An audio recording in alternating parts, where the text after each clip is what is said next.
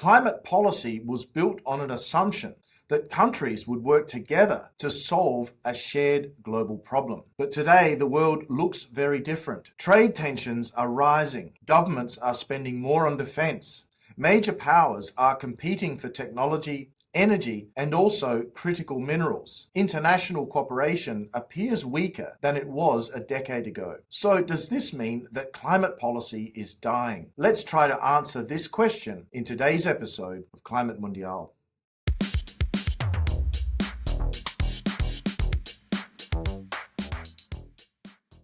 So is climate policy dying? Well, I don't think so, and let me now explain why. What is ending is not climate policy itself, but an older model of climate policy that depended heavily on the idea of ever deeper global cooperation. A new model is now emerging. Countries are still pursuing climate goals, but they are increasingly doing so through the lens of competitiveness, industrial policy, energy security, and also national interest. We can see this very clearly in the United States, where support for clean technologies is often justified in terms of manufacturing and strategic competition. We can see it in Europe, where climate policy is increasingly linked to industrial resilience and economic sovereignty. And we can also see it in China, where clean technologies have become a source of industrial strength and export competitiveness. Carbon markets provide another interesting example. Many people assume that a more fragmented world means less international carbon trading, yet the opposite may occur. The European Union is exploring ways to reintroduce international carbon credits into its climate architecture. However, rather than relying primarily on private market demand, policymakers are considering approaches based on sovereign purchasing and government-to-government cooperation. In other words, international cooperation is not disappearing. It is becoming more strategic. This reflects what I have previously described as a concept known as networked realism. Countries remain connected because they need one another, but those connections are increasingly shaped by national interests, security concerns, and economic priorities. The future of climate policy is therefore